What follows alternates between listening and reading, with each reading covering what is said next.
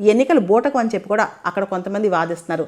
దానికి ప్రధానమైన కారణం రీసెంట్గా మయన్మార్లో ఒక ప్రత్యేకమైన చట్టం తీసుకొచ్చారు.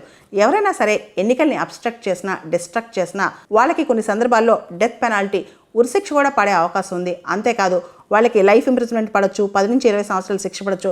ఇలా కఠినమైన శిక్షలు తీసుకొచ్చారనమాట. అంటే ఎన్నికలు అబ్స్ట్రక్ట్ చేయడం అంటే ఎవరైనా సరే ఎన్నికలకు సంబంధించి ఎటువంటి ప్రచారం చేసినా, దుష్ప్రచారం చేసినా, లేదా ఆ ఎన్నికల్లో ఎవరైనా అబ్స్ట్రక్ట్ చేయడానికి ట్రై చేసినా, ఎలక్టోరల్ ఇంటర్ఫిరెన్స్ అయినా సరే మేము ఒప్పుకోమని చెప్పి మయన్మార్ మిలిటరీ జుంతా జూలై 2025లోనే ఒక ప్రత్యేకమైన చట్టం తెచ్చిందనమాట.